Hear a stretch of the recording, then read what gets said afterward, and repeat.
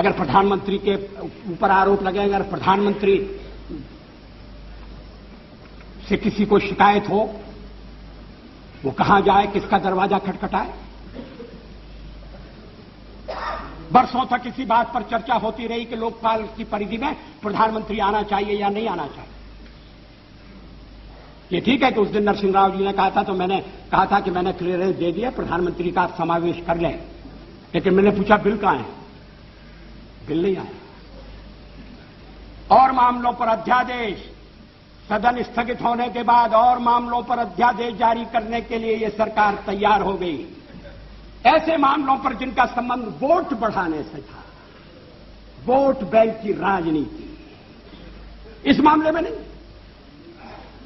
इस मामले में भी अध्यादेश लाया जा सकता।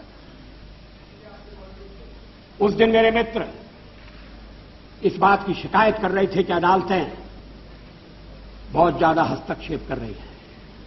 शायद कॉमरेड इंद्रजीत गुप्ता थे। जुडिशियल एक्टिविज्म,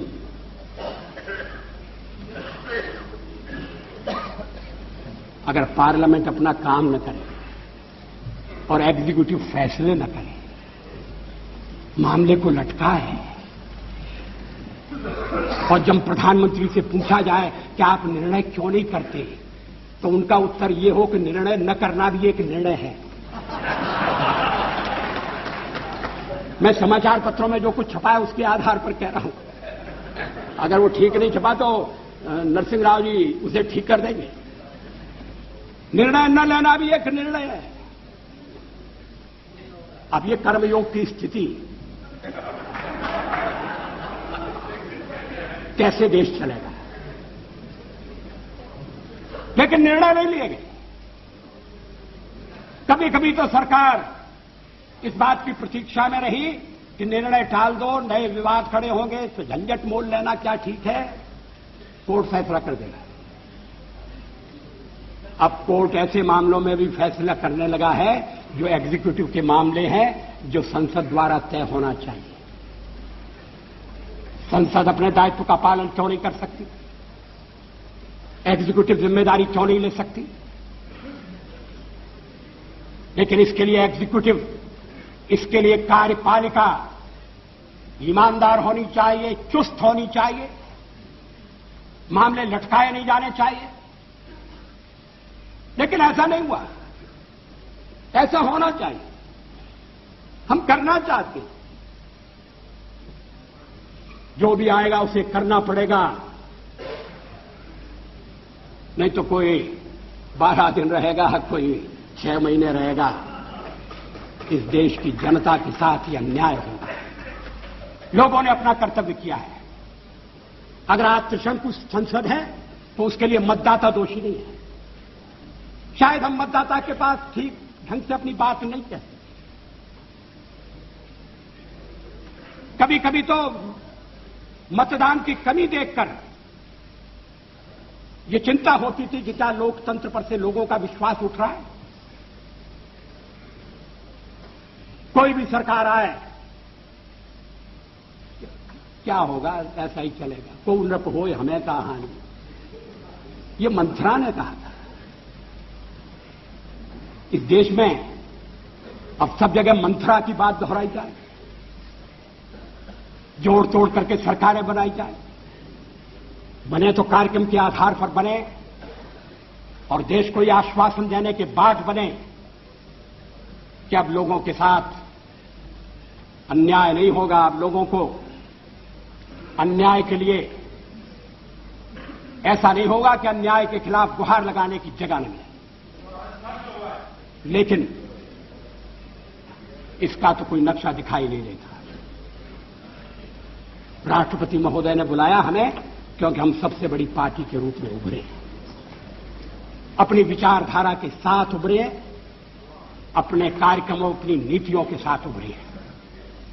राष्ट्रपति महोदय के अभिभाषण में हमने कुछ अपने नीतियों का विवेचन किया है। ममता जी को उसमें केवल एक बात पर आपत्ति है, मुझे लगता है बाकी का सारा अभिभाषण उन्हें स्वीकार है।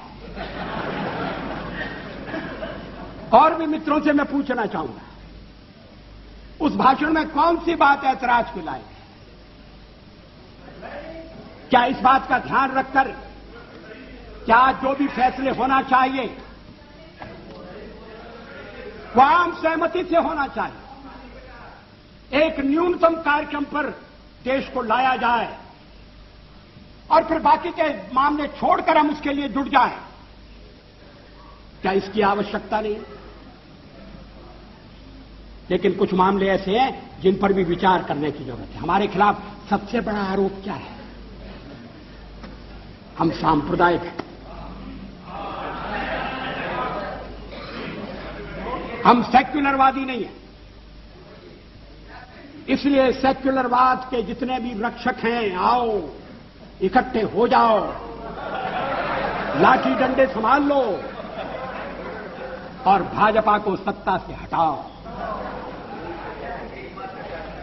लोकतंत्र संख्या का खेल है और संख्या हमारे पक्ष में नहीं है। हमने जन समर्थन प्राप्त करने का जन समर्थन हम प्राप्त करने में सफल हुए हैं। सबसे ज्यादा हमें जन समर्थन मिला है।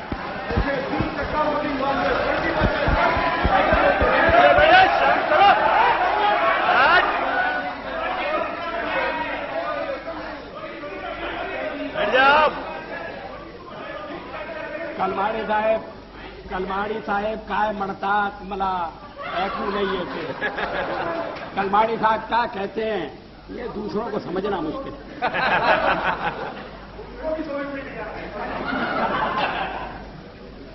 अध्यक्ष महोदय, इस पहलू पर भी विचार होना चाहिए। कभी हम इस सदन में 2 रह गए थे, पहली बार चुने गए तब 4 थे। आएगा तब हम उसका सामना करेंगे। आज तो हम इतनी बड़ी संख्या में बैठे हैं कि आपके साथ कोई तुलना नहीं हो सकती। थोड़ी हम विजयी हुए, हम में विनम्रता है, पराजय में तो आत्म मंथन होना चाहिए।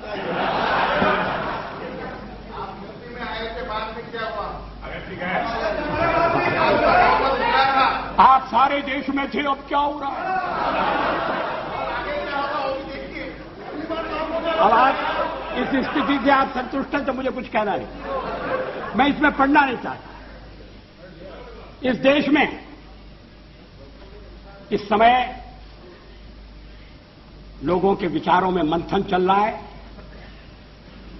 चिंतन की दिशाएं बदल रही हैं।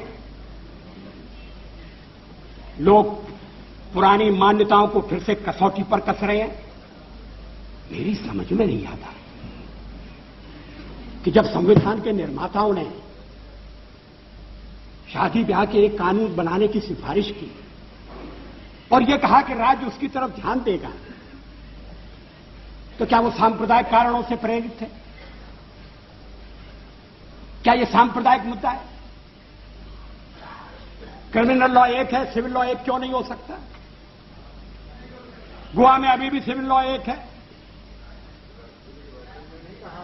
अगर मुस्लिम मित्रों को उसमें कठिनाई है तो वो कठिनाई आकर बता सकते हैं, ये कह सकते हैं कि हमें थोड़ा और समय चाहिए अपने समाज को तैयार करने के लिए। ये नहीं कहा जा रहा है और दल भी इस बात के लिए उन्हें प्रेरित नहीं कर रहे हैं कि थोड़ा बहुत तो संशोधन करो, वक्त बदल रहा है। इस्लामिक देशों में पर्सनल लॉ में संशोधन हो रहे हैं, या थोड़ा परिवर्तन होना चाहिए। जेंडर इक्वलिटी का मामला है,